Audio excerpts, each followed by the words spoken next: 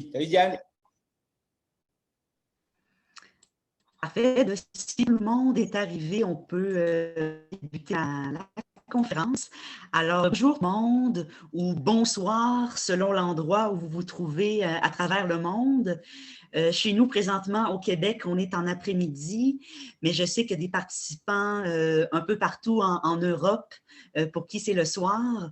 Donc, bienvenue et merci d'être là pour cette conférence du collectif Street Art in Action. On a l'honneur et le privilège d'accueillir avec nous l'artiste Sape qui nous parlera de sa démarche artistique et notamment de son projet Beyond Walls.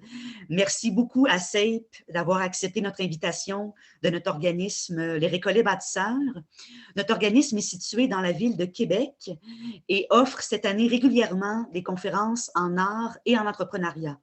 Donc, moi, je m'appelle Mike Vallerand, je suis président du conseil d'administration de l'organisme. Et avant de débuter la conférence, simplement vous mentionner qu'il y aura une période de questions à la fin. Donc, n'hésitez pas à poser vos questions via le chat ou en levant la main sur Zoom si vous voulez les poser. Je vous invite aussi à laisser vos micros éteints lorsque vous ne prenez pas la parole pour éviter là, les bruits parasites qu'on pourrait entendre. Je vais maintenant laisser la parole à Paula Casillas, qui est responsable des communications chez les Récollets Bâtisseurs et qui est la directrice du collectif Street Art in Action. Donc, bonne conférence et à toi la parole, Paula. Merci Mike.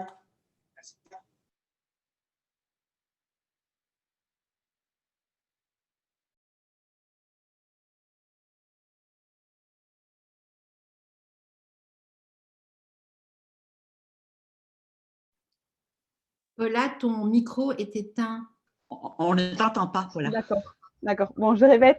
Donc, bonjour, merci à tout le monde. Désolée parce que je suis entre Instagram et Zoom, donc c'est un peu compliqué. Donc, merci énormément à tout le monde. Merci Mike pour cette merveilleuse présentation. Merci Sape aussi d'avoir accepté d'assister à cette merveilleuse conférence qu'on va donner. Et je me présente, je suis Paula Casillas, fondatrice et directrice de Street Art in Action, une plateforme qui donne de la visibilité aux artistes et une des plus grandes communautés actives d'artistes transformateurs du paysage urbain. Chaque mois, on interviewe des personnalités qui ont créé des œuvres murales et des œuvres de land art pour qu'ils nous présentent leurs nouveaux projets. Je suis ravie d'avoir parmi nous Sape, un grand artiste qui fait partie de notre collectif. Donc, bienvenue. Et bon, j'imagine que beaucoup d'entre vous le connaissent déjà. Mais si vous me permettez, avant de lui donner la parole, je vais faire une petite introduction. Donc, qui est Sape? Donc, la revue Forbes l'a choisi comme l'une des 30 personnes exceptionnelles dans le domaine de l'art et de la culture en 2019. Sape est le principal artiste et pionnier du mouvement land art. Il réalise de gigantesques fresques sur l'herbe avec une peinture biodégradable qu'il a inventée. Et son dernier projet, et le projet qu'on va parler aujourd'hui, c'est Beyond Walls, un projet qui vise à créer la plus grande chaîne humaine, comme il fait lui, comme ça, symbolique au monde, en promouvant des valeurs telles que l'union, la gentillesse et l'ouverture sur le monde. Donc, je ne vais pas m'attarder plus et je vais laisser la parole à Sape. Bienvenue et bon, je te mets un petit défi. Comment te définis-tu en tant qu'artiste? Merci. Salut Paula, merci beaucoup pour l'introduction. Comme tu disais tout à l'heure, c'est marrant parce qu'on fait un Zoom et en même temps un Instagram, donc on va être un peu tiraillé entre les deux. Je m'excuse pour ceux que je ne regarde pas tout le temps. Merci de me permettre de discuter un peu autour de mon travail. Je trouve que c'est vraiment cool parce que c'est un truc que je fais assez peu rarement finalement, en plus sur les réseaux sociaux ou par Zoom et du coup, je trouve ça très sympa. D'ailleurs, tu as dit un truc qui, moi, chaque fois, je me dis, mais je ne sais même pas si je pourrais me définir comme ça. Tu vois, un pionnier du land art, ça serait assez peu modeste de ma part de me définir comme ça parce que c'est quand même un mouvement qui a été développé dans les années 60. Et tu vois, ça fait déjà plus de 60 ans que ça existe. Après, d'un autre côté, je ne pourrais pas vraiment me définir comme un street artiste parce que je crois que finalement, ce n'est pas l'essence non plus de mon travail. Et du coup, je crois que j'ai une sorte de position un peu bâtarde entre les deux, entre du land art et puis du street art. Et je crois que c'est souvent comme ça que je me définis. Je dis que je fais un lien entre du street art et du land art. Je pense que je retrouve des similitudes avec le street art puisque je viens projeter de la peinture sur un support et ça fait très penser au street art. Puis je réponds aussi au code du land art puisque j'utilise des produits naturels pour peindre et j'utilise du coup la nature pour travailler dans la nature. Du coup, je crois que je réponds un peu aux deux codes et entre guillemets, je crois que ça fait une sorte de lien entre les deux et c'est aussi ce que je trouve intéressant. Et généralement, pour pas trop me prendre la tête, je me définis en tant qu'artiste ou artiste peintre et je vais pas beaucoup plus loin. Ok, c'est intéressant. C'est vrai parce que j'ai vu plusieurs interviews où tu dis, bon, je suis pas pionnier du land art, ça existait aux années 60. Donc, je suis vraiment intéressée à savoir comment as-tu commencé à te dédier au land art ou street art, land art, comme tu dis? Quand est-ce que tu as décidé de te lancer dans ce monde? Alors, ouais, c'est marrant parce que finalement, j'ai pas vraiment de culture de l'art au départ, d'ailleurs, parce que tu vois, j'ai commencé à peindre et à me passionner par la peinture quand j'avais 14 ans. Et puis, j'ai commencé vraiment par le graffiti. Tu vois, sans trop réfléchir, je faisais du tag dans le village où j'habitais ou dans la ville où j'habitais. Et puis, c'est par le moyen d'expression lui-même, je crois que je me suis mis à être passionné par l'idée, tu vois, de pouvoir créer quelque chose, de pouvoir m'exprimer sans trop de barrières finalement. Et j'ai trouvé ça intéressant. Je me suis mis à être passionné par la peinture. Puis après, c'est un peu par empirisme, tu vois. Je veux dire, j'ai essayé de peindre dans mon atelier. Après, j'ai essayé de peindre euh, à l'extérieur, sur toile, sur plexiglas, avec des pinceaux, avec des couteaux, avec plein de choses différentes.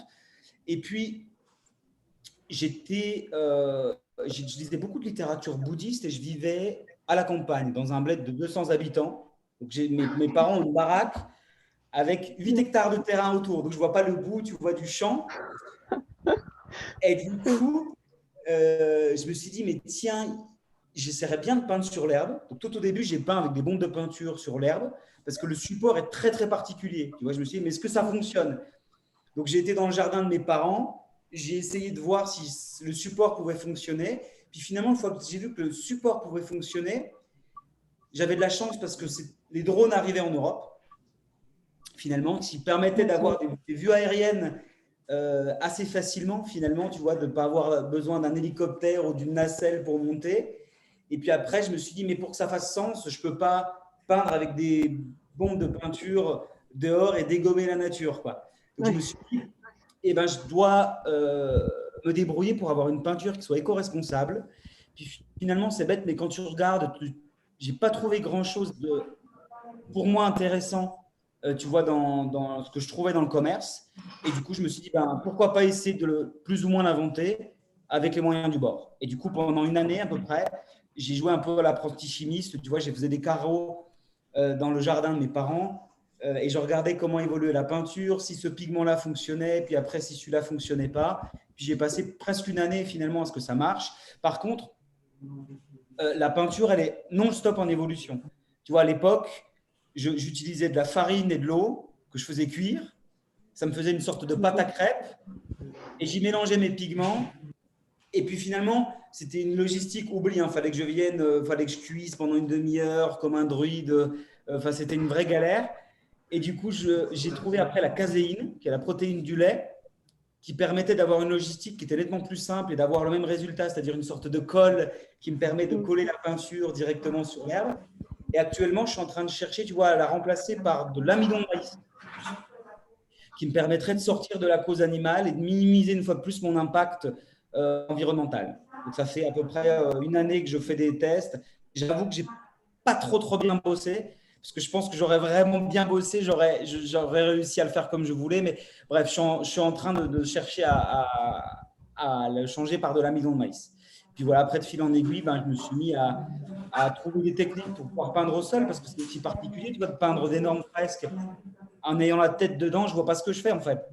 Tu dois trouver des techniques. Ah. Non, dis-moi des techniques qui doivent être compliquées. Je me disais, toutes ces techniques que tu utilises, combien de temps ça dure la peinture une fois que tu la mets? Parce que si c'est une peinture biodégradable, j'imagine que les peintures et les fresques que tu fais, le land art que tu fais, les œuvres d'art disparaissent et je ne sais pas quelle est la durée à peu près de ces œuvres. Je vais te donner une échelle de temps qui va être un râteau. C'est-à-dire, en gros, ça dure une journée Typiquement, quand je peins sur la plage, à mon avis, tu vois, si ça dure 2 jours, pas, mais c'est hyper éphémère. Et le plus long que j'ai vu, c'était 3 mois en Russie. Au bout de 3 mois, la peinture n'avait pas bougé. Ça dépend en fait, évidemment, des intempéries, mais principalement finalement du support. Si c'est du sable, on peut imaginer que tu vois, tu as un coup de vent, ça s'envole. Oui, c'est pour ça. Et sur de l'herbe, ça dépend de la repousse de l'herbe. Parce que s'il pleut, une fois plus, comme j'utilise cette colle, ça a tendance à la fixer au sol, ce qui fait que ça ne la détruit pas trop vite. Par contre, la pluie va accélérer la repousse de l'herbe. Et du coup, plus il pleut, plus ça va repousser vite. Et du coup, c'est vraiment la repousse de l'herbe qui l'a fait disparaître. Donc, c'est entre 1 semaine et 3 mois. Généralement, c'est un peu l'échelle que je donne. OK. Et je me demandais aussi, lorsque tu réalises ces projets, une fois qu'ils disparaissent, tu retournes à l'endroit pour les repeindre ou tu les refais dans un autre pays ou dans un autre lieu? Non, pas du tout alors. Généralement même d'ailleurs, honnêtement, je laisse vraiment la fresque vivre et j'ai plus de nouvelles après, entre guillemets.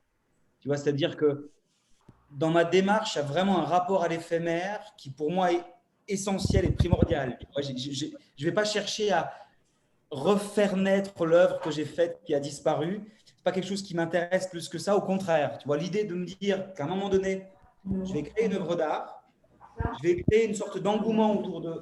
Et ça ressemble, je fais souvent la similitude avec un concert. Tu vois, tu peins quelque chose, tu crées un événement qui, à un moment donné, va laisser une trace dans les mémoires, dans l'inconscient collectif, parfois dans la société, mais après, je le laisse aller, tu vois. Et finalement, j'adore ce rapport où je me dis, j'ai fait quelque chose, ça a souvent marqué les gens, par contre, je n'ai pas marqué la nature.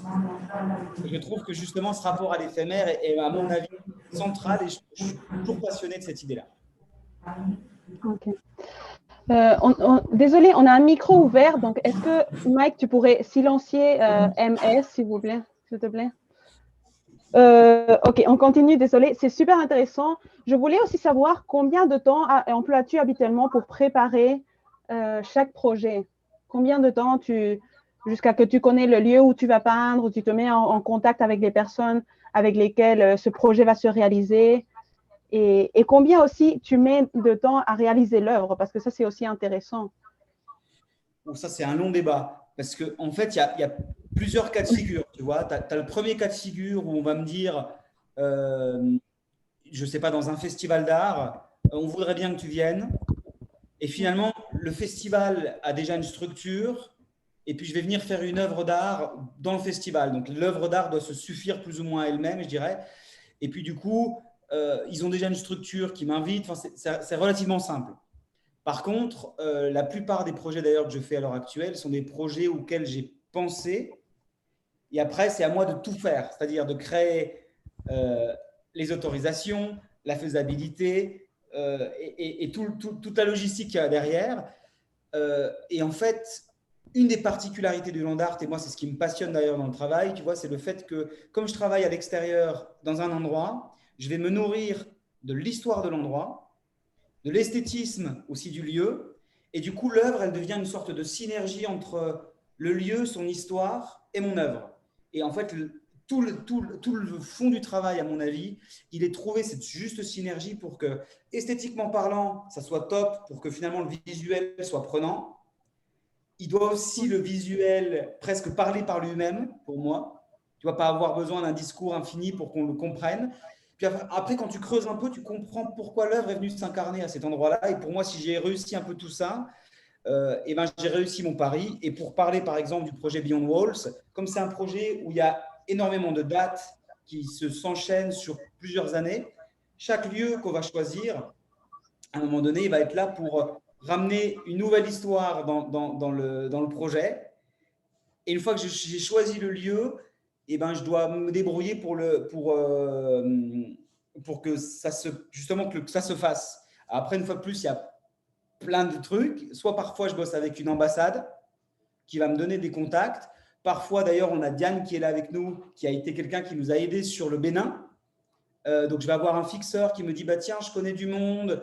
Moi, ça m'intéresse de vous filer un coup de main. Et puis, du coup, tu as quelqu'un qui va faire le lien entre les autorités et puis moi, mon équipe. Et puis après, quand j'ai vraiment pas trop d'idées, je me débrouille par des personnes tu vois, interposées. Donc, je vais appeler, je sais pas, des potes qui connaissent. Puis après, par effet, tu vois, d'escalier, j'arrive à me tomber sur la bonne personne qui va m'ouvrir les portes des autorisations. En gros. Bref, j'ai pas répondu à ta question, désolé, mais Non, si, en gros, tu as répondu. pas tout à fait. C'est un grand résumé, c'est cool. Et c'est intéressant aussi, tu parles de l'histoire, de la culture du lieu. C'est intéressant. Moi, j'analyse parfois la participation parce que je trouve que la participation des habitants qui habitent dans le lieu, c'est important pour qu'ils comme ils valident l'œuvre et ils se relationnent aussi avec l'artiste. Parce que là, tu viens transformer et métamorphoser un espace urbain, l'espace urbain où ils habitent. Donc, quel est ton engagement avec les gens qui habitent dans le lieu où tu vas métamorphoser avec ton œuvre? Ça dépend de quel projet, qu'est-ce que raconte mon œuvre. Je te dirais bien. Tu vois, Par dans exemple, Beyond Walls, si je le dis sur le projet que tu as fait Beyond Walls, par exemple au Bénin, j'ai vu ouais. que sur les vidéos que tu m'as passées, il y avait des petits garçons et tout ça. Est-ce qu'ils t'ont aidé à réaliser l'œuvre? Quelles étaient leur représentation ou leur importance dans la création de ton œuvre? Alors, au Bénin, c'est le bon exemple parce que finalement, on a eu de la chance parce qu'il y avait énormément de vie autour de nous. Et comme Beyond Wall, c'est un projet qui est essentiellement social, tu vois, à dimension pour moi un peu sociale ou humaniste, je dirais. L'idée, c'est vraiment d'aller à la rencontre des gens. Mais en plus, au Bénin, on allait carrément peindre dans leur jardin. Tu vois, je veux dire, c'était leur lieu de vie. Donc vraiment, là, c'était vraiment particulièrement frappant parce que finalement, on allait chez les gens. Et puis, en gros, c'était, est-ce qu'on peut peindre dans votre jardin? Donc finalement, on était entouré par la famille, les proches, les gens autour. Donc, l'idée, c'était d'avoir vraiment une vie autour du projet. Alors, dans la partie de la réalisation de la peinture, c'est difficile parce que c'est très technique. Je ne peux pas les impliquer directement dedans. Par contre, ce qu'on essaye de créer, c'est un engouement autour du projet. On les implique dans les photos finales. Et une fois plus, comme je disais tout à l'heure, on essaie de faire une sorte d'event où les gens viennent autour du projet. Et ce que j'ai fait, par exemple, au Bénin, c'est de proposer une exposition à la fois dans une école, l'école par exemple de Ganvier où on a travaillé, qui était un des lieux où j'ai travaillé. Puis après, on a tiré des bâches du projet on a peint chez eux, qu'on leur a directement donné, qu'ils ont pu afficher sur la façade de leur maison. Après, ils en font ce qu'ils en veulent. Mais du coup, l'idée, c'est aussi vraiment que l'art soit un support pour créer des discussions. Ça, c'est cool, c'est con, mais si tu veux venir parler de bienveillance et d'entraide ou d'idéaux, finalement, tu ne vas pas toquer chez quelqu'un et tu lui dis j'aimerais bien parler de. Alors, par contre, si tu as un support où tu crées quelque chose, que je sais pas, tu te mets en marche pour faire un projet, ça devient un vrai support pour rassembler les gens et créer quelque chose autour de ce projet-là. Oui, je suis très d'accord. Et c'est cool. Je pense qu'on va d'abord présenter ce que c'est Beyond Walls parce que j'imagine qu'il y a plein de personnes qui te connaissent, ça, te suivent de près, suivent ton projet de Beyond Walls. Mais peut-être que c'est bien de rappeler qu'est-ce que c'est ou comment tu décrirais Beyond Walls, un projet qui a commencé et qui a déclenché au Champ de Mars à Paris en 2019. Et je ne sais pas si tu pourrais faire une petite description ou définition de ce que c'est Beyond Walls.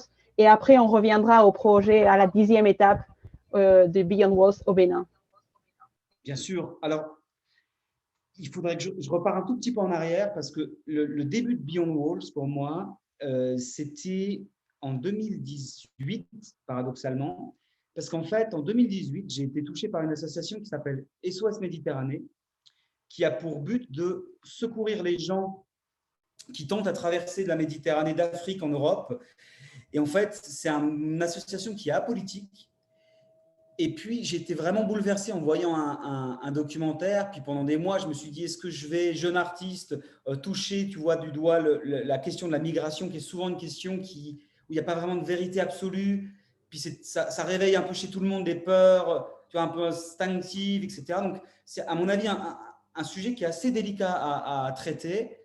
Puis finalement, j'ai été voir la directrice de l'association en Suisse, que je salue au passage. Et en fait, j'ai été convaincu par le discours. Tu vois, vraiment, elle m'a dit, on est apolitique, on vit principalement par les dons des citoyens. Et puis en plus, quand il réfléchit un petit peu, tu vois, la plupart, qui a envie de quitter sa vie, sa famille, sa culture, finalement, on sait que ces gens, à mon avis, le font vraiment par détresse. Et tu vois, je me disais, mais putain, j'aimerais quand même bien, moi, je serais dans un pays en guerre ou dans un pays en détresse absolue, j'aimerais bien qu'il y ait des gens, à un moment donné, qui se soucient peut-être de ce que je vis, tu vois. Et du coup, partant de cette idée-là, je me suis dit, bah, je vais soutenir l'association, donc je vais autofinancer un projet en soutien à l'association à Genève.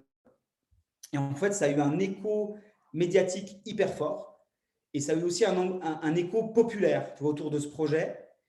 Et finalement, ça a carrément amené la Confédération suisse à demander un pavillon pour le bateau qui était à ce moment-là bloqué à quai. Ils ne pouvaient plus aller sauver les gens en mer parce qu'il n'avait plus de pavillon. Puis je me suis dit, putain, c'est quand même ouf qu'un projet artistique peut à un moment donné carrément changer des lignes dans la vie politique d'un pays. Et du coup, le premier constat, c'est de dire, c'est cool parce que l'art peut véritablement se mettre au service, je crois, de la société. En tout cas, il a vraiment sa place dans le débat des idéaux. Et c'est marrant, 2 semaines après, je vois un documentaire sur le budget de Donald Trump, du mur de Donald Trump. Et on parlait à l'époque de, je me souviens de ce chiffre, de 14 à 18 milliards de dollars. Et je me suis dit, je venais de supporter l'association et je m'étais amusé à faire le calcul. Je me dis, c'est en siècles, on pouvait faire des siècles de secours en mer avec cet argent. Je me suis dit, c'est quand même ouf. Et du coup, après, je me suis dit, ben, plus j'y réfléchissais, plus je me dis, mais en fait, on est dans un monde qui est hyper connecté. Croire qu'en fait, construire des murs entre les gens ou fermer les barrières ou se fermer sur soi, c'est une solution. Dans ma tête, en fait, c'est tout sauf une solution. Je crois qu'on fait une erreur en réfléchissant comme ça. Et de cette idée-là est née l'idée de créer symboliquement la plus grande chaîne humaine au monde pour parler d'entraide et de bienveillance. Et en gros, le projet Beyond Walls, pour le résumer, c'est de créer symboliquement la plus grande chaîne humaine au monde. Donc, c'est un projet qui va de ville en ville sur plusieurs années. Et je peins des mains qui s'entrelacent comme ça. Et c'est des mains de gens que je rencontre au quotidien. Ça peut être toi, ça peut être le SDF, ça peut être le dealer du coin, puis ça peut être, tu vois, j'ai par exemple les mains de Roger Federer ou de Madame Hidalgo, la maire de Paris. Et puis du coup, je coupe les mains au niveau des coudes, ce qui fait que dans ma banque de données, je ne sais plus à qui appartient ces mains. Et c'est marrant parce que du coup, je trouve qu'on parle vraiment d'universel parce que du coup, justement, tu as des personnalités hyper connues qui vont se retrouver à côté d'anonymes. Puis après, si on doit parler de couleur de peau, j'ai des gens de couleur plutôt noire que je vais peindre en Afrique et vice-versa. Je vais prendre des photos de gens plutôt blancs. Et du coup, je trouve qu'on parle vraiment d'universel. Et voilà, du coup, en gros, c'est un projet. Aujourd'hui, je suis à la 10e étape. Pour résumer, j'ai fait en 2019 le Champ de Mars, donc devant la Tour Eiffel. Après, on est parti à Andorre, qui est un pays entre l'Espagne et puis la France, un petit pays. Après, j'étais à Genève. Après, j'ai fait les 30 ans de la chute du mur de Berlin. Il faut que je révise mes trucs parce que parfois je bug. Après, j'ai été à Ouagadougou, en Afrique, première étape africaine. Après, j'ai été à Yamoussoukro, en Côte d'Ivoire. Ensuite, Turin, Italie. Après, Istanbul, Turquie. Cape Town, en Afrique du Sud. Et dernière étape, au Bénin, il y a un mois de ça. Ah, c'est super intéressant, tu l'as vraiment bien expliqué. Et oui, c'est cool parce que c'est main entrelacée. Moi, je me demandais vraiment, chaque main appartient, ou chaque bras, disons, appartient à une personne différente. Et j'imagine que sur Photoshop, tu les rejoins et une fois que tu as l'image, tu les peins sur le sol. Non, c'est pas comme ça que je fais. Non, je demande véritablement aux gens que je rencontre, parce que du coup, l'idée aussi, c'est une fois de plus de pouvoir parler du projet. Okay. Donc, en fait, quand je vois des gens qui s'intéressent à ce que je fais ou autre, on parle du projet, puis on leur dit, mais si vous voulez aussi, vous pouvez prendre part finalement au projet, on vous prend les mains en photo, et potentiellement dans un mois, c'est vos mains qu'on peindra au bout du monde. Et en fait, c'est vraiment des mains qui se sont vraiment prises en direct, qu'on photographie, on capte ce moment-là, et puis après, on les peint aux quatre coins du monde. Ok, j'ai compris. Et je sais que ton projet, comme tu as bien expliqué, s'étend dans plein de pays. Quelle est la raison pour choisir de peindre dans un pays plutôt qu'un autre? Est-ce qu'il y a une préférence ou une raison pour cela? Ouais, j'ai un peu répondu à ça tout à l'heure en disant, tu vois, chaque endroit que je vais choisir, pour moi, il faut qu'il ait un sens et une logique. Et chaque projet, tu vois, va ramener une pierre, je dirais, dans l'édifice du projet global. Donc, finalement, je vais y aller pour deux choses principales. L'histoire, soit actuelle, soit ancienne. et puis l'esthétisme, tu vois, le symbolique du lieu. Une fois de plus, par exemple, je ne sais pas, Cape Town, parce que je pense que tu voulais qu'on parle du Bénin un peu plus en détail, donc je ne parle pas trop encore du Bénin, mais pour Cape Town, par exemple, tu vois, l'idée, c'était de dire, il y a eu un modèle social qui a été hyper fort, certainement un des plus violents dans l'histoire, tu vois, un peu contemporaine de l'apartheid, qui vraiment séparait les gens sur des critères raciaux. Et c'était hyper violent. Et ça a scindé la société vraiment de manière hyper violente. Et je crois qu'encore à l'heure actuelle, on a des traces de ce régime-là. Et du coup, c'était hyper important pour moi d'aller déjà me confronter à la réalité du terrain et puis aussi d'essayer d'en parler justement. Et du coup, tu vois, j'ai essayé de peindre dans les différents horizons, à mon avis, qu'on pourrait trouver, je crois, à Cape Town. En tout cas, j'ai essayé de faire au mieux. Et du coup, tu vois, l'idée, c'est d'aller vraiment confronter à l'histoire, puis aussi, justement, de pouvoir directement sur place créer des liens. Et finalement, il ne faut pas vivre non plus dans l'histoire. Je pense qu'il faut vivre dans ce qu'on veut créer. Et l'objectif, justement, du projet, c'est d'être un support pour pouvoir parler de qu'est-ce qu'on veut créer ensemble après. Ben, bon, on va aller vers le Bénin parce que je vois que qu'on tend vers ça, donc on va aborder ton deuxième step, comme tu dis, de Beyond Walls. Je sais que le 3 mars, tu es allé réaliser ton projet Beyond Walls et tu as réalisé 5 fresques, si je ne me trompe pas, avec environ 700 litres de pigments biodégradables à base de charbon de bois, de craie, d'eau et de protéines de lait, comme tu as expliqué avant. Et tu as choisi 2 villes béninoises qui t'ont accueilli. C'est Ouida, non? Une ville qui a été choisie compte tenu de son rôle dans la traite de négrières, non? Yes. Et Soava, on dit comme ça, je ne sais pas, la deuxième ville, non, qui a été aussi sélectionnée parce qu'elle fut ça fait partie de la commune. OK. Yes. Parce que c'était le refuge des populations fuyant les razzias esclavagistes, non? Est-ce que tu peux nous raconter un peu comment tu as choisi ces 2 villes, comment elles t'ont accueilli? Et après, je poserai plus de questions. Il y a toutes les questions qui me viennent là. Bah, tu vois, c'est ce qu'on disait. On allait au Bénin pour parler de l'histoire de l'esclavage. Une fois de plus, d'ailleurs, l'idée, c'est pas de refaire l'histoire ni d'être que dans l'histoire. À mon avis, l'idée, c'est quand même, une fois de plus, de pouvoir se dire, on est les jeunes générations, qu'est-ce qu'on veut de l'avenir? Et je ne crois pas qu'il faut oublier l'histoire. Par contre, je pense qu'il faut essayer de gommer les cicatrices à un moment donné pour reconstruire un monde un peu différent. Et du coup, 2 villes ont été choisies. On a gardé Ganvier, qui est, comme tu l'as dit, une cité lacustre. Donc, ça a été créé, c'est assez hallucinant. Et pour 2 raisons, une fois plus, hein, parce que le sens, je trouve qu'il est excellentissime. C'est-à-dire que c'était un village qui a été créé au départ pour fuir justement ces razzias esclavagistes. Et du coup, c'est devenu un village qui est complètement construit sur pilotis. Enfin, village, ils disent village d'ailleurs, mais on parle de 40 000 habitants quand même. Et du coup, ça te donne, tu vois, une sorte de ville, ils appellent ça la Venise africaine. Donc toi, ça te donne une sorte de ville qui est faite où les gens se baladent en pirogue et tout. C'était assez dingue.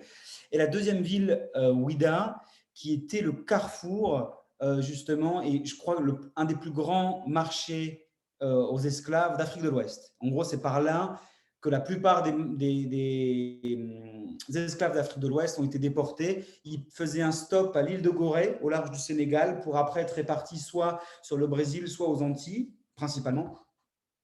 Et du coup, on parle quand même de 14 millions de personnes, c'est les estimations, qui sont parties de l'endroit plus ou moins où j'ai peint. Donc après, du coup, pour répondre aussi à ta question, tu vois, il y a un mélange d'esthétisme, parce que finalement, les photos sont un peu surréalistes, tu vois, de peindre au milieu de ces petits îlots. Ça fait des photos, à mon avis, qui sont très belles. Et le sens, à mon avis, il fonctionne très, très bien, parce qu'on est à la fois sur les gens qui allaient se réfugier des razzias esclavagistes, puis on parle aussi des gens qui sont partis.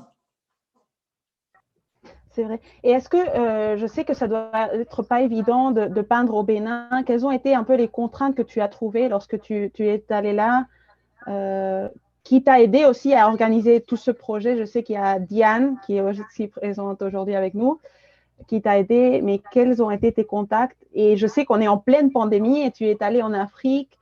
ça doit pas être évident parce qu'on est dans une situation un peu de, là, on est à le vaccin, donc tout va un peu mieux.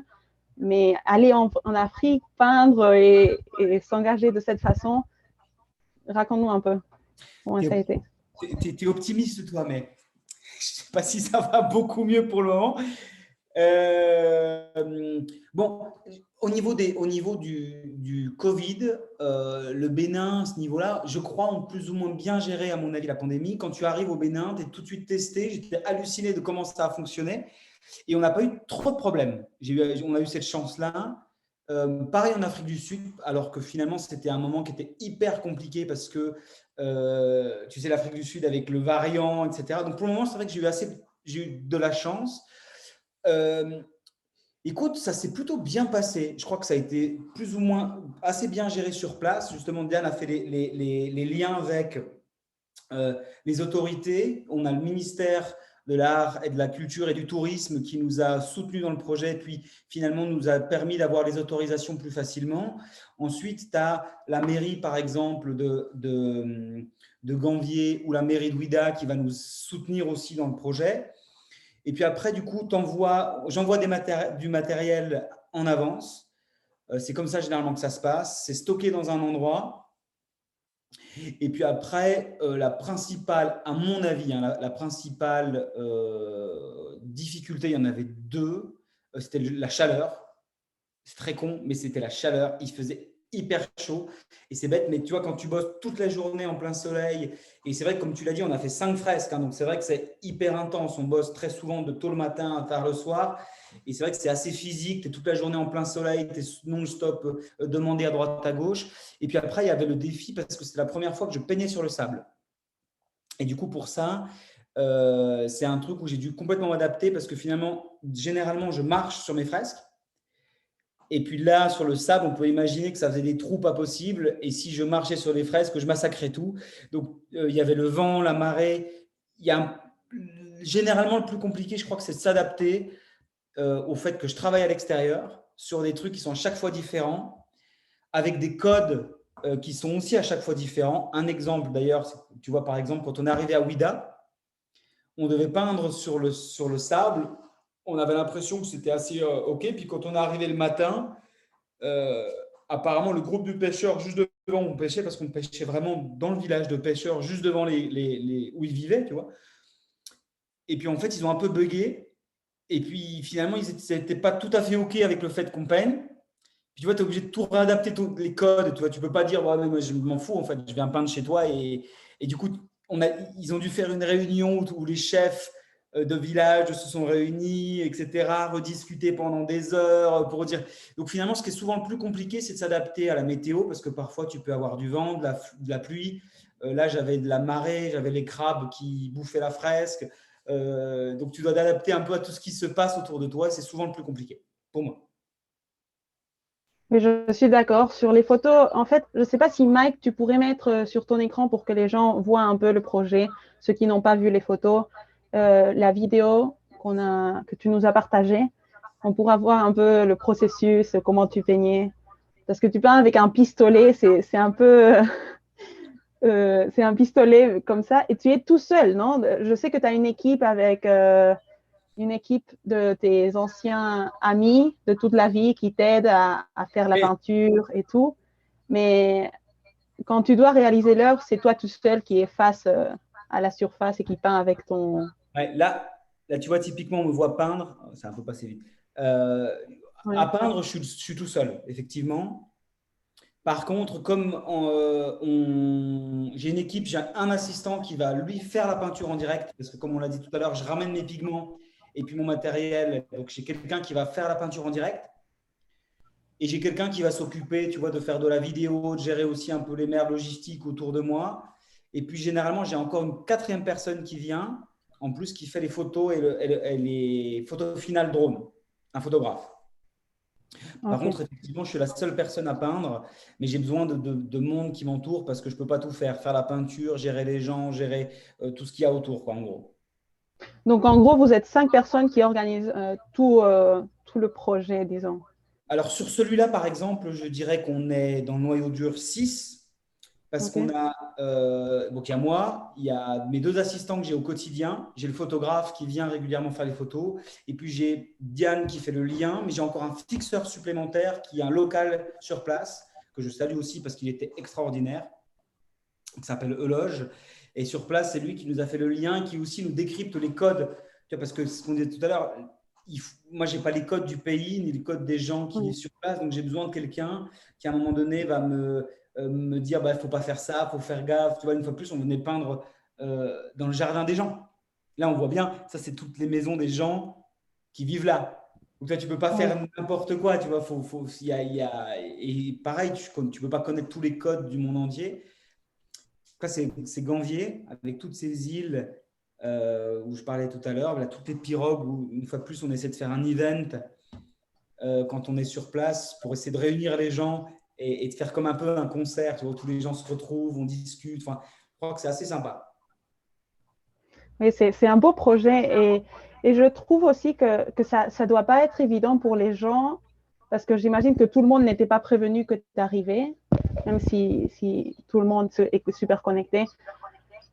Est-ce que tu as eu des problèmes pour peindre et il y avait des gens qui disaient non, ne fais pas cette œuvre devant chez moi ou tout le monde a été plutôt positive devant cette réalisation de l'œuvre?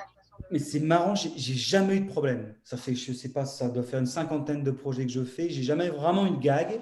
Parfois, tu as des gens qui bug et je peux vraiment comprendre. Et c'est aussi, ça fait aussi partie d'ailleurs du truc qui me fait rire. Tu vois, c'est-à-dire que parfois, quand les gens arrivent et qu'ils voient des étendues de peinture, il faut imaginer que parfois les fresques, elles font 200 mètres de long sur 50 de large. Donc, tu vois, tu as le champ qui est en noir et blanc. Tu peux te dire, putain, mais qu'est-ce qui se passe et je peux le comprendre. Par contre, généralement, dès qu'on commence à parler un petit peu de la démarche, du pourquoi, du comment, et ben finalement, généralement, les gens tu vois, sont assez positifs et accueillent le projet ou le reste de manière assez positive. J'ai jamais eu de gag. Ok. Et quels ont été un peu les enseignements de la 10e étape au Bénin? J'imagine que ça doit être totalement différent à peindre en Europe. Donc, quels ont été un peu les enseignements de ce voyage? Oh, je ne sais pas s'il y a c'est très différent. Pour la partie peinture, tu vois, je crois que c'est à peu près similaire à l'Europe. Tu vois, ça ne change pas grand-chose. C'est plus sur le côté humain et la vie que souvent tu prends des claques quand tu vas à l'étranger. Tu vois, c'est vraiment l'aspect, ça te remet souvent pas mal en question, ça te fait poser pas mal de questions aussi sur, je ne sais pas, les failles peut-être sociales que tu as l'impression d'avoir. Puis ça te pose aussi souvent les questions de souvent on est très très ethnocentré, tu vois, occidental centré, je sais pas comment on dit exactement, mais très souvent on a l'impression qu'on a une sorte de vérité ou d'exemple ou qu'on devrait faire suivre aux gens. Et moi souvent c'est ce genre de raisonnement que j'ai quand je suis en Afrique ou en Amérique latine, tu vois, de me dire bah c'est vrai que ça nous fait un choc la manière dont par exemple ils vivent leur vie. Tu vois, j'ai halluciné, il y a certains papas qui ont 50 gosses parce que la polygamie est normale, etc. 50 gosses. Ah ouais.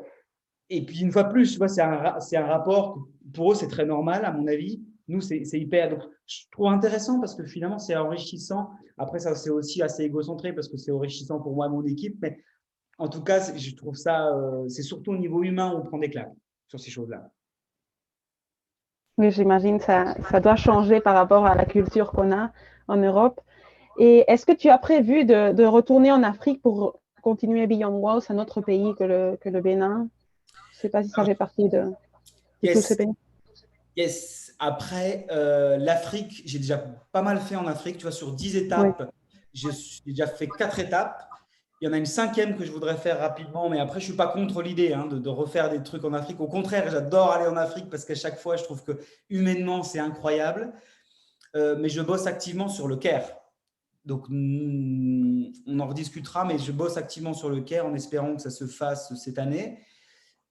Après, une fois de plus, parce qu'une fois de plus, je n'ai pas tout à fait répondu à ta question, mais il se passe plus ou moins une année généralement entre le moment où je décide d'aller à un endroit et au moment où ça se passe.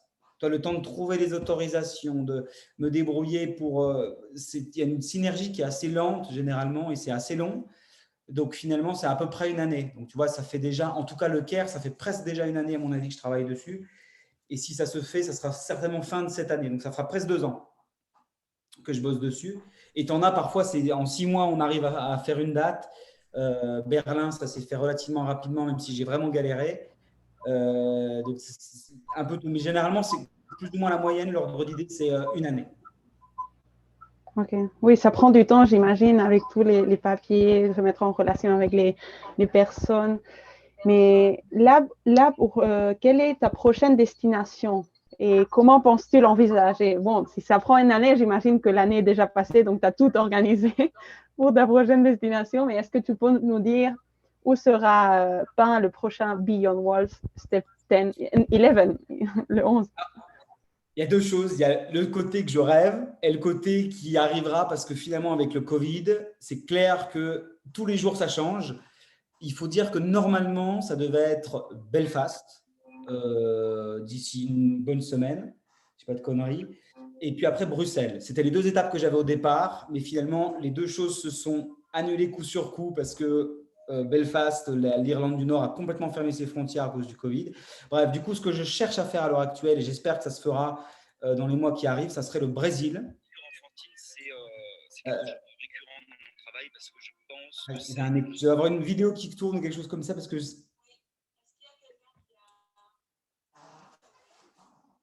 Pas de problème.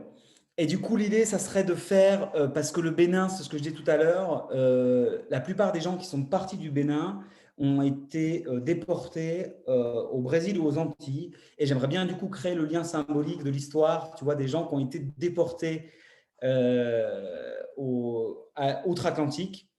Et là, l'idée que j'ai actuellement, ça serait, qui est bien avancée, ça serait de faire la 11e étape à Rio. Ok. Et quand est-ce que tu vas aller le faire plus ou moins pour qu'on soit attentifs tous à ton prochain projet? Pas de bol parce que la semaine dernière, je sais que Rio a fermé pendant 2 semaines. Ils ont fait un Oui. lockdown pour 2 semaines. Donc, honnêtement, ça va être très dur de le dire précisément. Ça, je ne peux pas le dire. Je bosse activement dessus. Et puis, il y a un autre truc à dire, c'est que typiquement, la plupart des projets Beyond Walls, je les autofinance. Typiquement, le Bénin, je l'ai autofinancé à 100%. Et puis, Rio, je vais me débrouiller pour trouver un peu de sous parce que ça coûte assez cher. Et du coup, j'ai encore cette problématique-là à récupérer avant de pouvoir faire mon projet. Quand tu parles de l'autofinancement, je suis curieuse de savoir comment tu t'autofinances. Je veux dire, l'argent, est-ce qu'il y a personne qui, je ne sais pas, les mairies ou l'endroit où tu vas aller, peut-être ils sont intéressés à te supporter? Je sais que l'association SOS Méditerranée t'avait aidé, non? Ou t'avais juste donné l'idée pour créer le projet? Tu as toujours été en train de t'autofinancer tous les projets. Ça doit être dur de… Pas tous. Yes, pas tous. SOS Méditerranée, je trouvais que ça ne faisait pas de sens, tu vois, Ouais. de soutenir l'asso et de leur demander des sous. Tu vois, par contre, je trouvais que c'était une super synergie. D'ailleurs, c'est aussi grâce à SOS Méditerranée que j'ai pu rencontrer la maire de Paris et qui m'a après aussi permis d'aller peindre sur le champ de Mars. Donc, tu trouves des synergies, à mon avis, qui sont intéressantes. Par contre, j'ai 3 moyens de financer mes projets. Le premier, c'est de vendre des œuvres d'art. Donc, je vends 2 types d'œuvres d'art. Je fais des tirages qui sont uniques, qui sont mis avec des vestiges de l'œuvre que je vends après en galerie, par exemple, et qui me permettent de financer un bout. J'ai des impressions, tu vois, de type lithographique que je fais à 30 exemplaires. Et finalement, du coup, après, ça devient une partie les gens qui vont m'acheter des œuvres d'art, qui me soutiennent dans mon projet. Et j'aime bien cette idée de faire de l'art pour l'art. Et puis, parfois, tu as aussi des astuces. Hein, tu vois, par exemple, tu as, je ne sais pas, l'hôtel qui va nous filer un coup de main et qui ne va pas nous faire payer les nuits d'hôtel. On a un peu de bricolage sur place pour essayer de faire descendre un peu les coûts de production. Et puis après, j'ai des projets qui vont me faire gagner des sous quand je vais bosser typiquement avec une station de ski ou avec parfois certaines villes où là, je suis invité, je récupère un vrai cachet artistique que je rebalance après sur les autres projets, ce qui me permet de financer un peu les projets où j'ai vraiment envie d'être éthiquement, à mon avis, juste. Ok. Par contre, Oui, si tu parce que je connais me des dis… gens Si tu connais des philanthropes qui veulent nous filer un peu de rond pour nous aider à faire les prochaines dates, je suis preneur. Hein.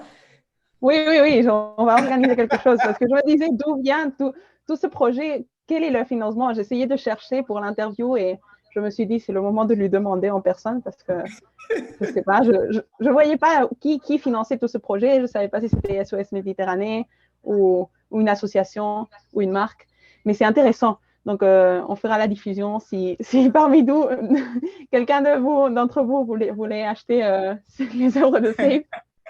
Vous savez qui contacter. Donc, Ah, je voudrais savoir. Oui, dis-moi. attends, dernier truc. Ouais, je dois aussi préciser parce que ça ne serait pas juste de ma part. Parfois, j'ai aussi des coups de main des ambassades. Tu vois, Oui, typiquement, c'est ça, c'est quoi? j'ai l'ambassade suisse qui m'a filé un coup de main sur l'Afrique du Sud.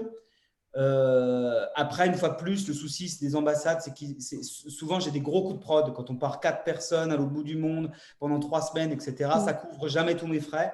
Donc, j'ai aussi des coups de main, parfois des ambassades. Ça, c'est vrai que je ne l'ai pas dit et ça ne serait pas cool de ma part. C'est bon? OK, oui, c'est bon. Bon, je vais faire 2 dernières questions et après, peut-être qu'on pourrait laisser la parole aux personnes pour, dans le cas où elles veulent participer, poser leurs questions, parce que là, on a fait une grande interview. Donc, j'imagine que peut-être les personnes seront intéressées à participer. Donc, une des questions, de mes dernières questions serait quel a été le projet le plus dur à faire? Je sais que tu as voyagé dans plein de pays. Peindre dans le champ de Mars, devant la Tour Eiffel, ça doit être gigantesque, genre un super projet. Donc, raconte-nous un peu quel a été le projet qui t'a posé qui a été le grand défi de ta vie artistique de land art.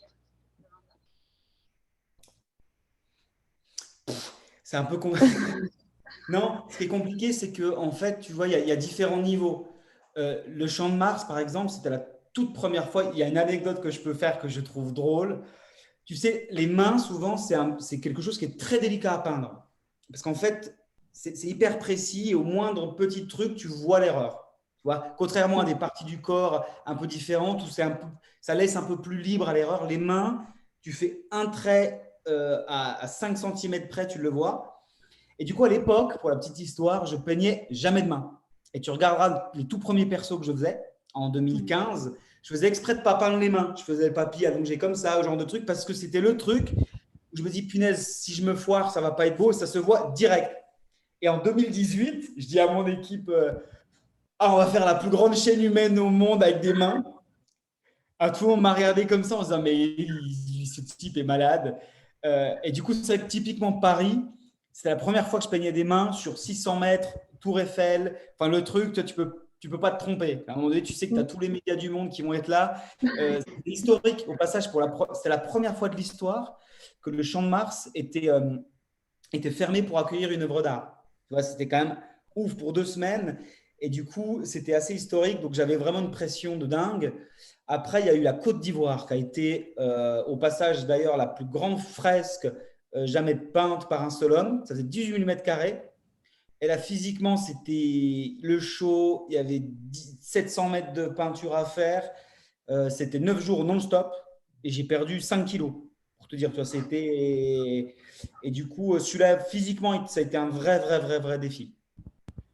Et après, il y a eu Cape Town, il y a eu Cape Town où j'ai trouvé que c'était assez particulier. Par exemple, tu vois, dans les townships, d'aller peindre dans les townships, j'ai trouvé que c'était assez tendax. Je ne me suis pas senti hyper à l'aise et c'est rare que je ne me sente pas à l'aise comme ça. Et puis, il y a eu Istanbul aussi. Istanbul, la logistique, elle était hyper complexe et j'étais à un moment donné de l'histoire où les relations franco-turques étaient très tendues. Et du coup, ça a été tendu d'arriver là au milieu, de faire un projet pareil où tous les projecteurs du monde sont sur le projet. Et du coup, tu vois, dans un moment compliqué dans les relations géopolitiques. Donc là, c'est pareil, à gérer après le suivi du truc, tu sais jamais trop, tu marches un peu sur des œufs. Oui, ça ne doit pas être évident. Non. Oui, de voyager, de s'adapter à des pays. Je crois que tu as quitté Instagram. Il y a les gens qui me contactent là. On n'a plus de son. Donc, je ne sais pas. Je peux te recontacter. J'ai plus de batterie. Pardon. Ah, ok. Là, c'est bon? Ok, ça doit s'activer et tout. Oui, les gens se déconnectent. Style. 2 minutes. Oui, Sape revient. Sape Pardon. revient. 2 minutes.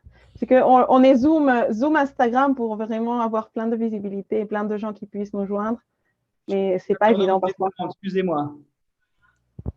OK. Ber. OK, 30 mètres. Là, c'est bon. Pardon.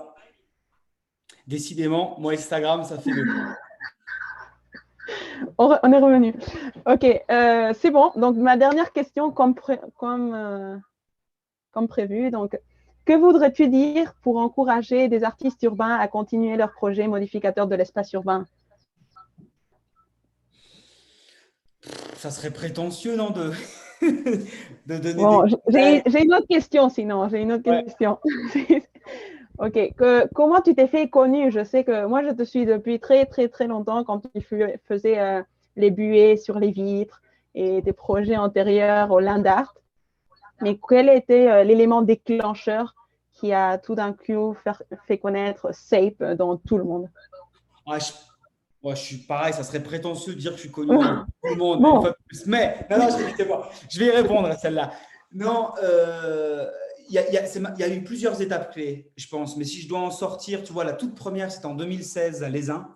Parce que là, j'avais vraiment fait, à l'époque, la plus grande fresque de peinture biodégradable au monde. Ça faisait plus de 10 000 mètres carrés. Et c'était la première fois, à mon avis, qu'on voyait un truc comme ça. Et du coup, ça a vraiment fait un buzz médiatique. Je ne sais plus comment on avait fait de publications, mais pareil, il y avait 300 ou 400 publications dans le monde. Et c'est ça qui m'a permis après d'être un peu invité à droite, à gauche. Et je crois qu'après, le deuxième tournant, c'est quand j'ai fait justement typiquement l'inverse, d'arrêter d'être invité et de moi créer les projets de A à Z. De dire, je veux créer ça, je crois que ça fait sens. Et c'est moi qui monte le projet de A à Z parce que justement, il fait sens aussi bien pour l'esthétisme, pour le moment, enfin, qui est un peu tout.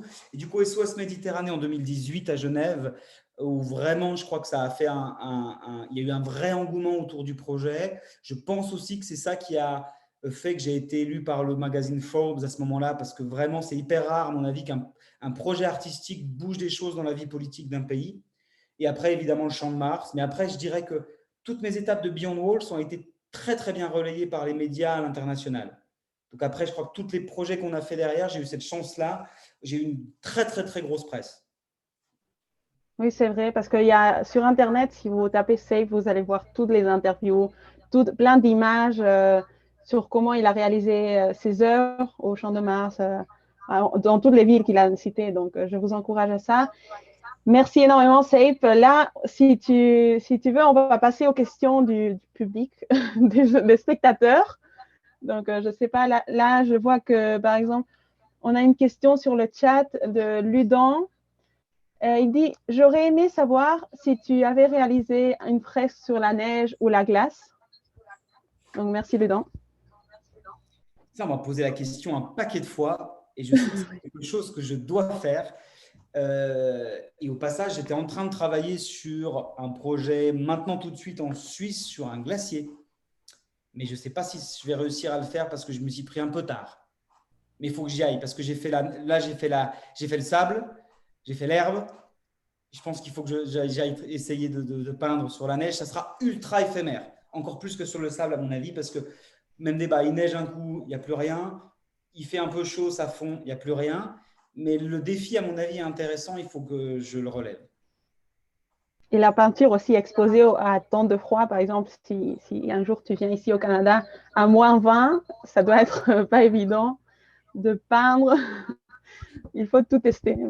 Mais ça doit être super cool de voir une œuvre de Beyond Walls comme ça sur la neige. Ça peut être impressionnant. J'espère. J'espère que ça sera. Parce que toutes tes œuvres aussi, bon, ça c'est une question moi, mais toutes tes œuvres, on peut les voir que si dans vue d'aigle, comme on dit, vue de drone, non? Donc c'est pour ça que tu fais toutes ces… En fait, ça dépend des endroits. Il y a des endroits, par exemple, quand je vais peindre en montagne, tu as des points de vue où tu peux véritablement voir l'œuvre comme il faut. En ville, ça dépend si tu as un accès, par exemple, dans une tour à côté. À la tour Eiffel, bah, tu imagines bien que tu peux monter à 200 mètres et voir.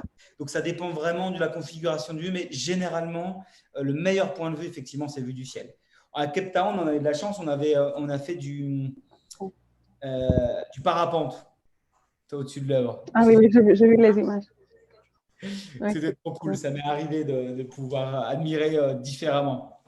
Et à Turin, on Oui, avait parce une que, vous savez? une nacelle, tu sais, un truc qui te monte, un élévateur. Ah oui, oui, oui, oui, oui, oui. C'est très, très cool, ça aussi. Ah oui, parce que si le fait de voyager, ça te donne aussi de l'expérience comme je veux dire, personne qui voyage, pas tant comme artiste, mais aussi comme personne. C'est clair. C'est une Non, non, c'est expérience clair. pour la vie. Donc là, on a une question sur Instagram de RTB. Après avoir parcouru la Terre, un projet sous l'eau ou sur la mer? Là, c'est un défi plus grand que la neige, je pense.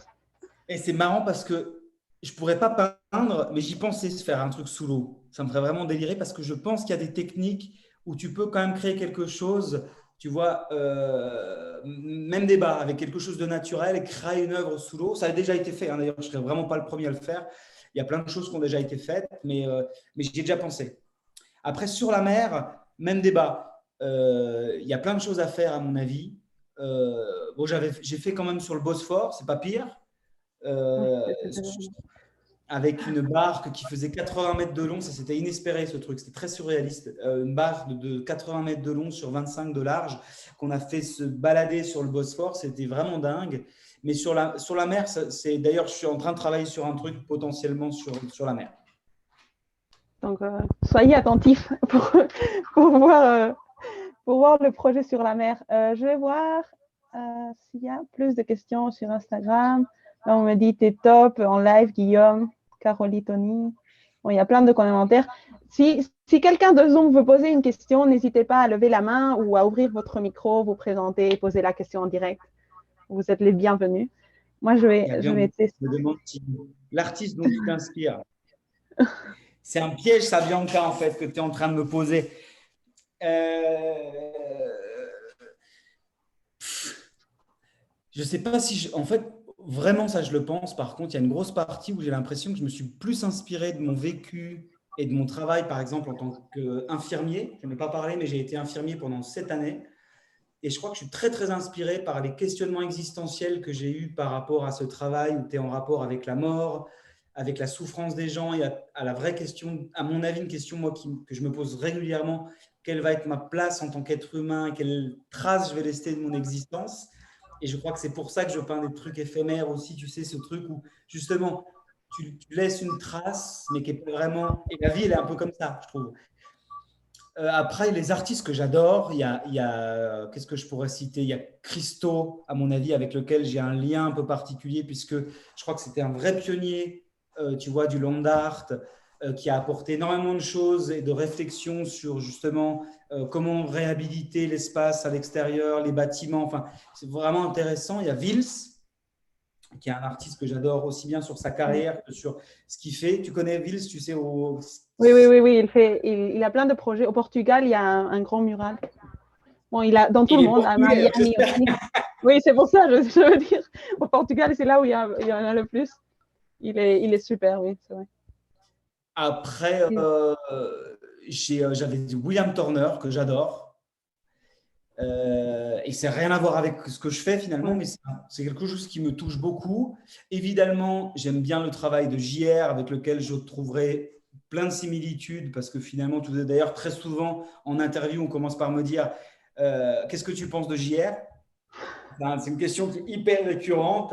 Parce qu'effectivement, tu vois, je travaille un peu le gigantisme, noir et blanc, j'ai un aspect social, même si je crois que finalement, on a un travail qui est très, très différent, dans le sens où lui est photographe, il est plus sur l'espace urbain. Tu vois, l'approche est assez différente. Moi, je suis peintre, mais finalement, quand tu ne connais pas trop, si tu dézoomes, tu peux y trouver des similitudes assez claires. Oui, je suis d'accord. Oui, parce que JR, ce qu'il fait,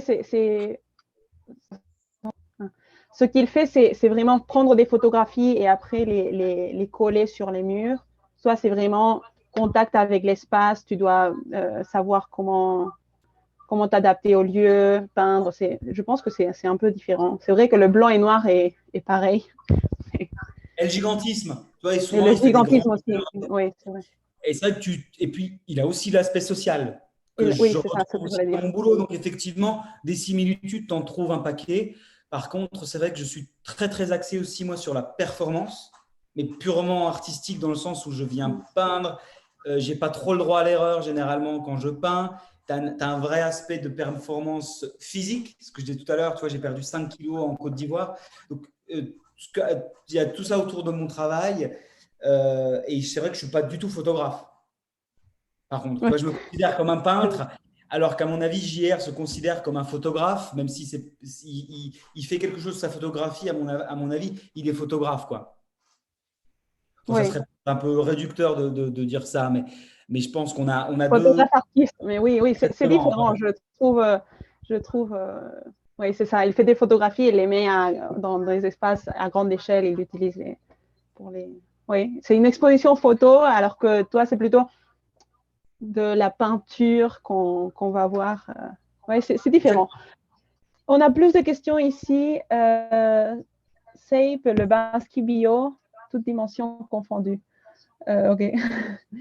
Alors, pourquoi ne pas vendre tes t-shirts pour financer ce fabuleux projet?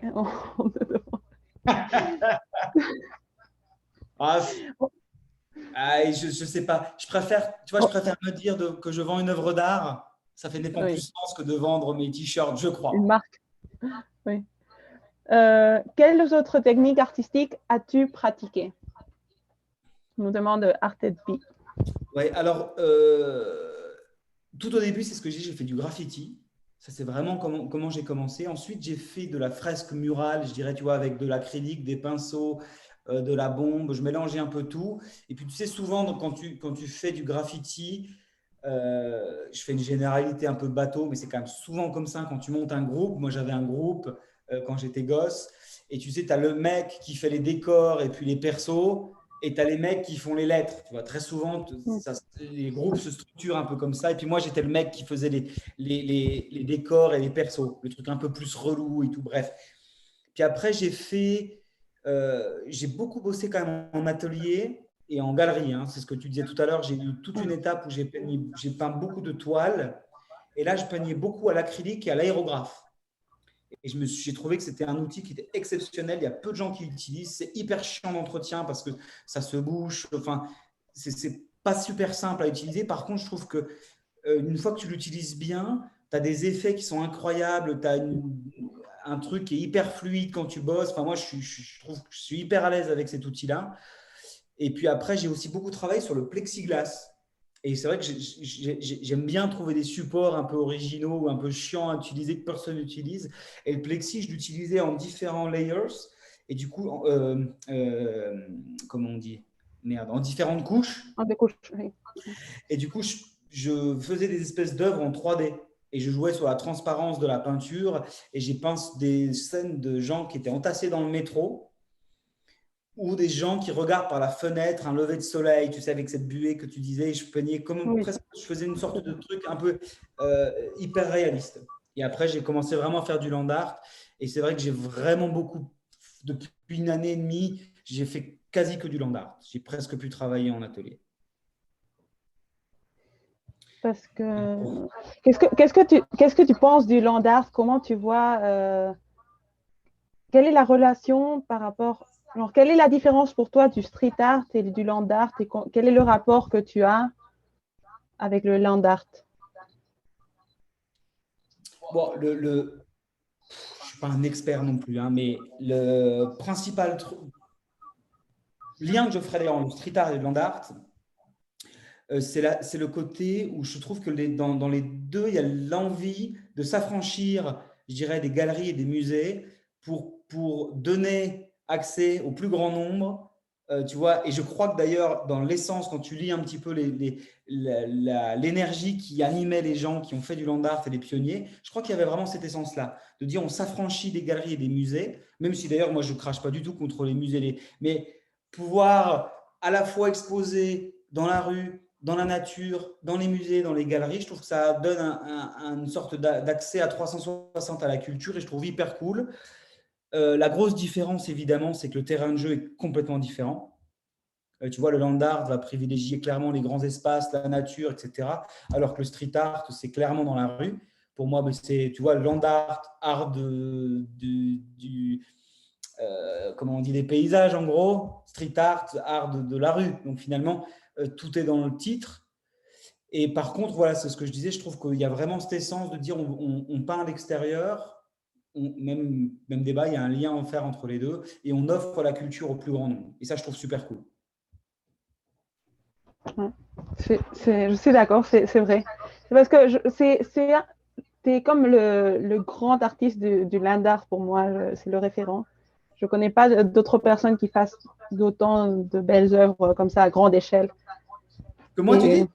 Oui, c'est vrai, parce que je ne connais pas beaucoup d'artistes qui fassent du land art comme ça à grande échelle, surtout devant la Tour Eiffel. C'est pas évident. On va voir s'il y a plus de questions. Je ne crois pas qu'il y ait 50, mais une fois de plus, Christo, tu vois, je pense que c'est une bonne référence. C'est ce qu'on disait.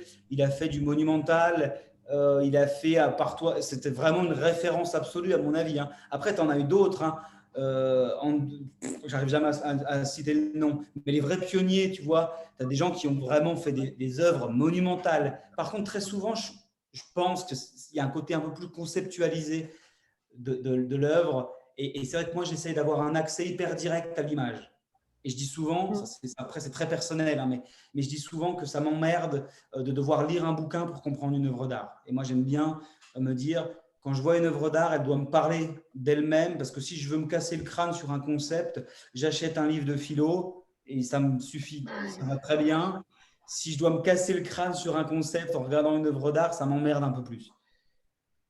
C'est vrai que tu dois te sentir connecté. C'est très compliqué de dire qu'est-ce que c'est l'art. Et chaque personne va le comprendre d'une façon différente. C'est aussi selon ton expérience, ta culture, ton entourage, tu vas comprendre et voir l'œuvre d'une façon différente. C'est aussi ça ce qui est intéressant dans ton œuvre parce que tu l'as fait dans plusieurs pays. Donc, tu fais réfléchir. C'est un peu comme de l'art accessible à tout le monde parce que tout le monde a accès à ton œuvre, a accès au land art aussi et connaît ce mouvement que si ce n'était pas grâce à toi que tu es allé au Bénin, peut-être que jamais dans leur vie, ils auraient vu une œuvre de cette ampleur. Donc, on va voir si... on va voir s'il y a plus de questions. Je ne sais pas. Là, il y a Diane qui nous dit « impro pour stimuler des bulles d'humidité sur le plexi ». Donc, c'est un commentaire de Zoom. Aude Dub dit « Je suis très admirative. Bravo, c'est vraiment top ce que vous faites. » Merci. On va voir. Magnifique, tes dessins sur les vitres de train. Ken Bert. Là, on écrit dans un langage que je ne comprends pas, donc j'imagine que c'est bien. Ami Selenator dit « Oui, Christo, c'est une bonne référence.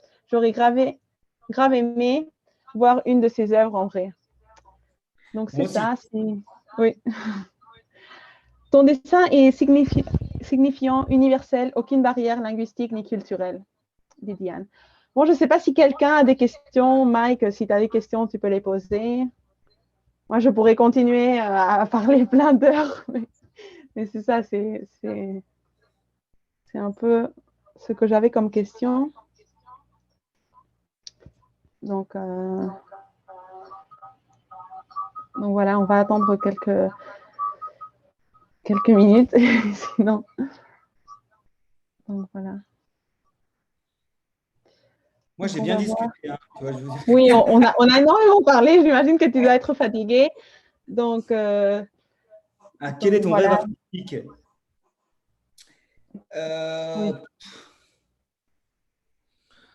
Je ne sais pas si j'en ai.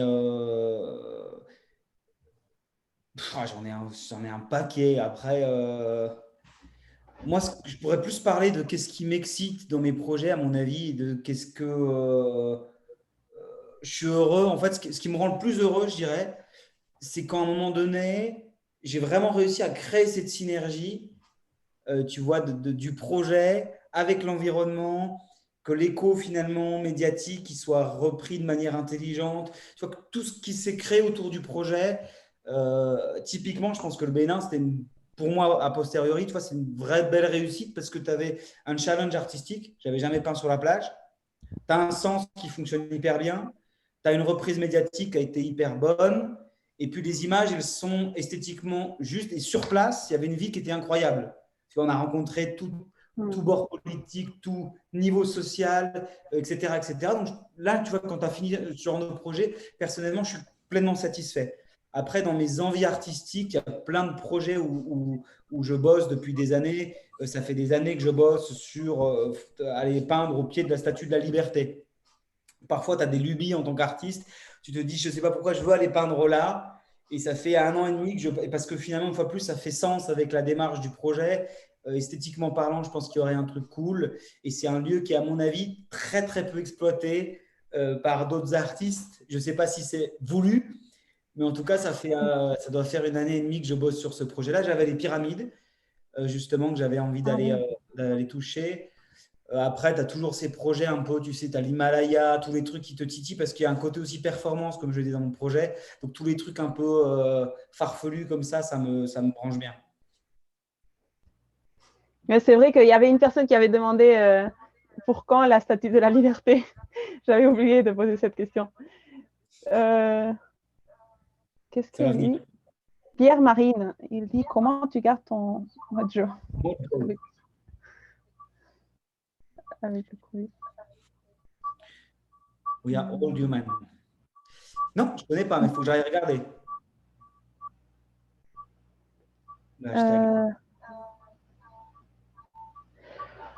Bon, je ne sais pas, on va attendre 2 minutes et sinon on va arrêter la conférence, l'interview. Ça a été vraiment génial. On a appris plein de choses. En tout cas, moi, j'ai appris plein de choses, j'imagine. Merci aux participants d'avoir assisté aujourd'hui avec nous. Et on est sûr qu'on va penser à une stratégie pour comment on peut réaliser un projet ici au Canada. Donc, ça serait bien de peindre sur la neige ou sur la glace. Il faut chercher la technique. Il y a Johan qui me demande, es-tu plus motivé par la performance ou la dimension politique de ton art?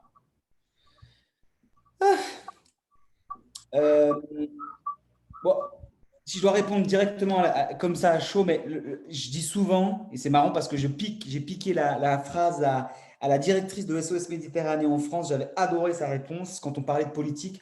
Elle disait, j'essaye de faire quelque chose d'apolitique dans un sujet hautement politisé, et c'est aussi ce que j'essaye de faire.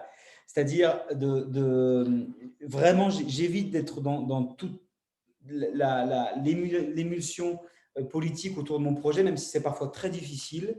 Donc, par contre, je suis excité par la dimension humaniste et je suis aussi excité par le fait que parfois, typiquement en Turquie, où je trouvais que c'était une très, très belle réussite, par exemple, parce que finalement, c'est la ville qui m'invite et la ville est du parti politique opposé au président et au système en place.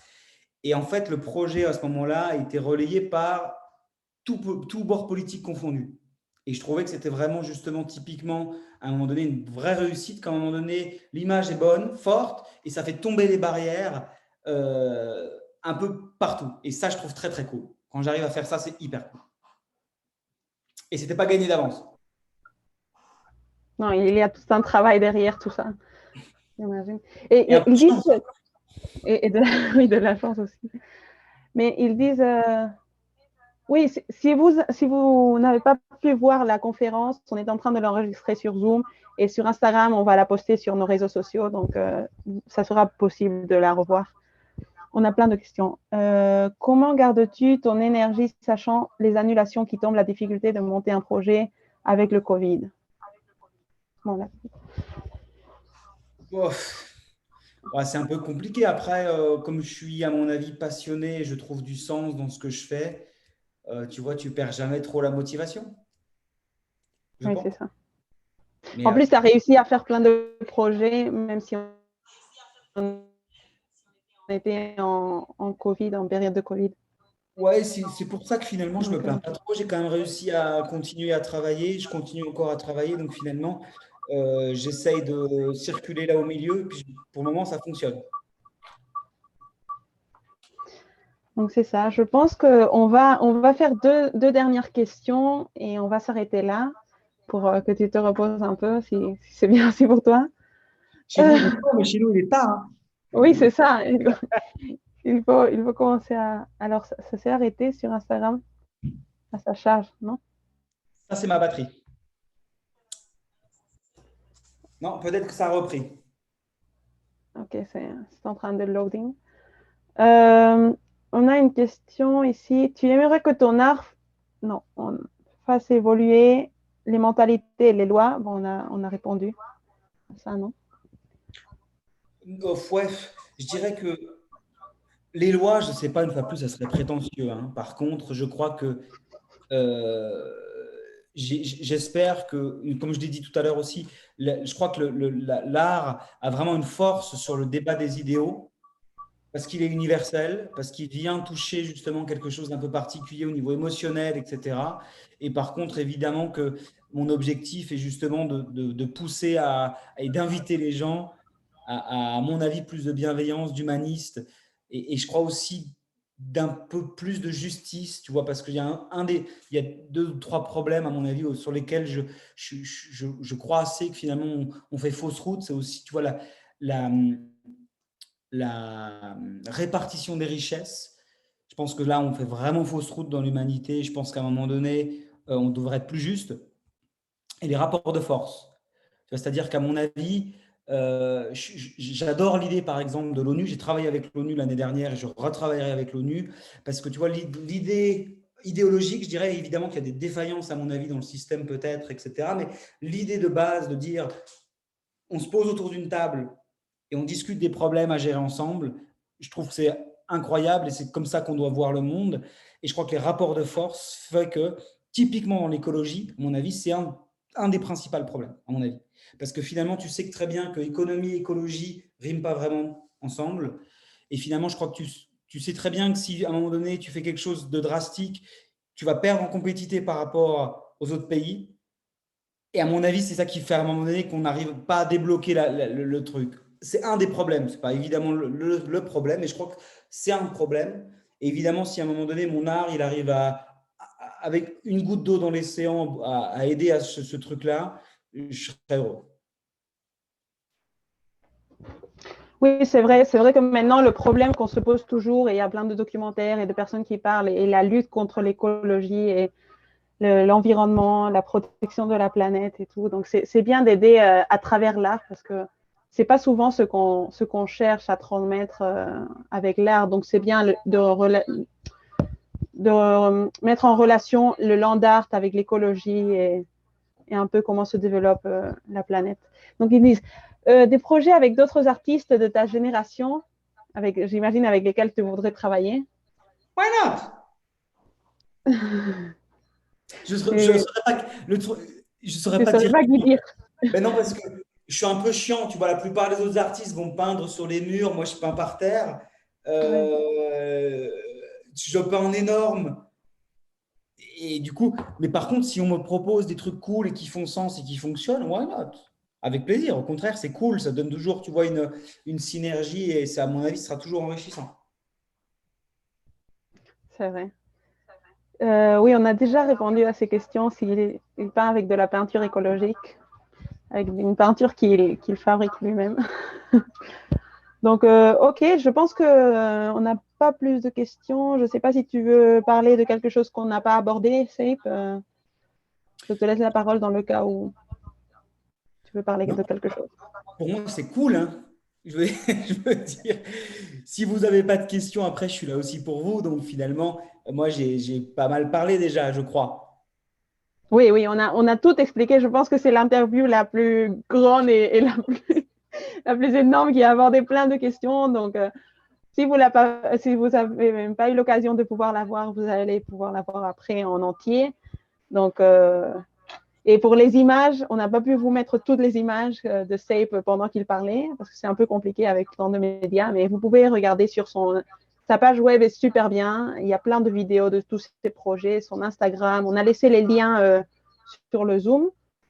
Donc c'est ça. Si vous voulez le contacter aussi, vous pouvez lui écrire.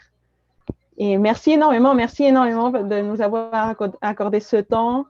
Il est tard là-bas, connexion Canada-Suisse. On est connecté comme ça. C'est drôle, c'est bien. On a bien profité. Moi, je suis vraiment contente. On a appris plein de choses. Et je voudrais te remercier pour ça. Merci. Avec grand plaisir. Merci en tout cas d'avoir suivi. J'ai vu qu'il y a plein de gens qui étaient quand même restés tout le long, qui ont réussi à me supporter pendant 1h30. Merci pour votre écoute, c'était cool. J'espère que voilà, ça vous a plu et que ça sera inspirant pour vous. Oui, merci. On a eu presque, je pense que 100 personnes toujours connectées comme ça. Après, on a eu plus et moins tout au long de l'interview, mais c'est cool. Donc, merci beaucoup. Merci aussi Mike, parce qu'il est le président des Récollets Bâtisseurs, un organisme qui a organisé aussi ce projet. Je travaille aussi dans cet organisme. Je suis directrice des communications. Donc, c'est un organisme à but non lucratif qui organise tous les mois des conférences. Aujourd'hui, on a la chance de voir SAPE, mais le mois suivant, on aura d'autres artistes. Donc, on vous encourage aussi à suivre les Récollets Bâtisseurs. Sur Instagram, il y a toutes les informations. Et sur Facebook. Et merci. Je ne sais pas si Mike, tu veux dire quelques mots pour la fin. Merci énormément, Sape. C'était une conférence très intéressante et inspirante. Je suis certain que tous nos participants ont beaucoup apprécié. Puis là, d'ailleurs, sur le chat, là, je vois des messages. Là, merci beaucoup. Merci, vraiment intéressant. Merci beaucoup, Sape. Merci beaucoup. Bon courage et bonne continuation. Donc, voilà. Donc, si les gens n'ont pas d'autres questions... Sur Instagram non plus? Non, sur Instagram, on va aussi dire au revoir. Je ne sais pas si on peut d'abord Zoom et après dire au revoir sur Instagram. Donc oui, c'est ça, on a fini. Merci énormément à tout le monde. Si vous voulez nous contacter, des questions pour voir la vidéo et tout ça, n'hésitez pas à nous écrire, soit sur Street Art in Action, soit sur Récollets Bâtisseurs. On ne veut pas non plus saturer de messages à SAPE. Donc on s'en occupe. Et merci et à bientôt. On dit au revoir sur Zoom. Bye. Merci beaucoup. Bye, merci beaucoup. À plus. Merci. Au revoir. Merci. Ciao. Ciao. Merci.